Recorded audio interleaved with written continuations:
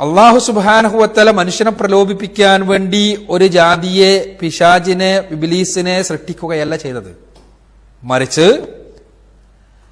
മനുഷ്യനെ പോലെ തന്നെ സ്വാതന്ത്ര്യമുള്ള മറ്റൊരു വർഗത്തെ സൃഷ്ടിച്ചു. ആ വർഗമാണ് ജിന്നുവർഗം.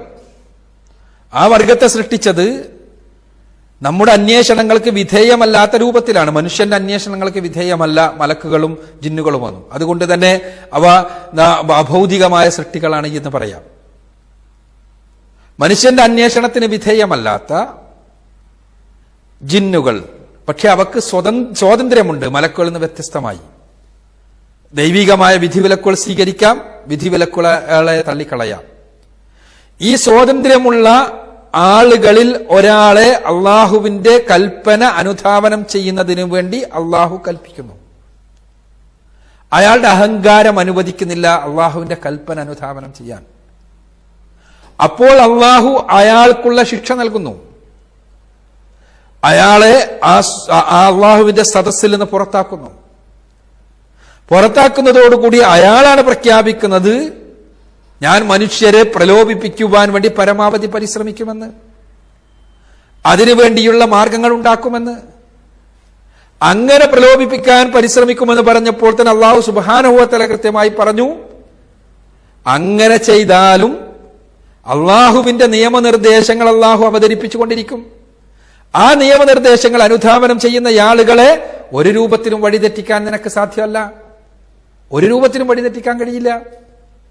നീ പരിശ്രമിച്ചോളൂ. പക്ഷേ അള്ളാഹുവിന്റെ നിയമനിർദ്ദേശങ്ങൾ അനുധാവനം ചെയ്യുന്ന ആത്മാർത്ഥമായ വിശ്വാസികൾ, മുത്തഖികൾ, അവരെ പ്രലോഭിപ്പിക്കാൻ, അവരെ സത്യമാർഗത്തിൽ നിന്ന് കൊണ്ടുപോകാൻ, അവരെ അധർമ്മകാരികളാക്കാൻ നിനക്ക് സാധ്യമല്ല. മാത്രവുമല്ല, പിശാചിന്റെ പണിയാളുകൾ ഏത് സമയത്തും മനുഷ്യരോടൊപ്പമുണ്ട്.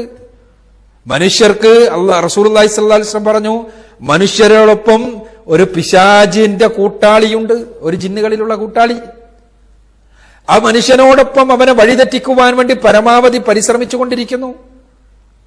മറ്റേ ഇബ്ലീസിന്റെ അനുയായികളിൽപ്പെട്ടയാൾ. എന്നാൽ മനുഷ്യനെ നന്മയിലേക്ക് പ്രചോദിപ്പിക്കുന്നതിന് വേണ്ടി അള്ളാഹു മലക്കുകളിൽ ഒരാളെയും മനുഷ്യർക്ക് വേണ്ടി നിശ്ചയിച്ചിരിക്കുന്നു. പിശാച് മനുഷ്യരെ വഴിതെറ്റിക്കുന്നതിന് വേണ്ടി ഓരോ മനുഷ്യനും ഓരോ കൂട്ടാളിയെ കൊടുത്ത സന്ദർഭത്തിൽ അള്ളാഹു സുബ്ഹാനഹു വ തആല മനുഷ്യർക്ക് അവരെ ഈ പിശാചിന്റെ പ്രലോഭനത്തിൽപ്പെടാതെ നന്മയുടെ മാർഗത്തിലേക്ക് നയിക്കുന്നതിന് വേണ്ടി മലക്കുകളിൽ നിന്നുള്ള ഒരു കൂട്ടാളി അള്ളാഹു നിശ്ചയിച്ചു കൊടുത്തിരിക്കുന്നു. അള്ളാഹു മനുഷ്യരോട് അനീതി ചെയ്തിട്ടില്ല. അള്ളാഹു മനുഷ്യരോട് അനീതി ചെയ്തിട്ടില്ല. അള്ളാഹു ഒരു അക്രമവും ചെയ്തിട്ടില്ല. മറിച്ച് അള്ളാഹു ചെയ്തത് മനുഷ്യന് സ്വാതന്ത്ര്യം നൽകുകയാണ്. ആ സ്വാതന്ത്ര്യമുള്ളത് കൊണ്ടാണ് പിശാചിന് വഴിതെറ്റിക്കാൻ കഴിയുന്നത്. സ്വാതന്ത്ര്യമില്ലാത്ത എത്ര ജീവജാലങ്ങളുണ്ട്, അവയിലൊന്നും പിശാച് പ്രവർത്തിക്കേണ്ടി വരുന്നില്ലല്ലോ. എന്നാൽ മനുഷ്യന് സ്വാതന്ത്ര്യമുണ്ട്. അതുകൊണ്ട് തന്നെ പിശാച്, ഇബ്ലീസ് മനുഷ്യനെ വഴിതെറ്റിക്കാൻ വേണ്ടി ശ്രമിക്കുന്നു. അള്ളാഹുവിന്റെ കാരുണ്യം കൊണ്ട് അള്ളാഹു സുബ്ഹാനഹു വ തആല മനുഷ്യരെ നേർവഴിയിൽ നയിക്കുന്നതിന് വേണ്ടിയുള്ള സംവിധാനങ്ങൾ പരമാവധി ഏർപ്പെടുത്തുന്നു. പ്രവാചകന്മാരെ പറഞ്ഞയക്കുന്നു, അവരിലൂടെ വേദഗ്രന്ഥം അവതരിപ്പിക്കുന്നു, പ്രവാചകന്മാരിലൂടെ മാർഗദർശനം നൽകുന്നു, നന്മയുടെ മാർഗം ഏതാണ് എന്ന് പഠിപ്പിച്ചു കൊടുക്കുന്നു. മാത്രവുമല്ല, ഓരോരുത്തരോടൊപ്പവും ഒരു മലക്കുകളിൽ നിന്നുള്ള ഒരാളെ നിശ്ചയിച്ചിരിക്കുന്നു മനുഷ്യനെ നന്മയുടെ മാർഗത്തിലൂടെ നയിക്കാൻ വേണ്ടി. പിന്നെ എങ്ങനെയാണ് അല്ലാഹു സുബ്ഹാനഹു വ തആല അനീതി ചെയ്തു എന്നോ അക്രമം ചെയ്തു എന്നോ പറയുക?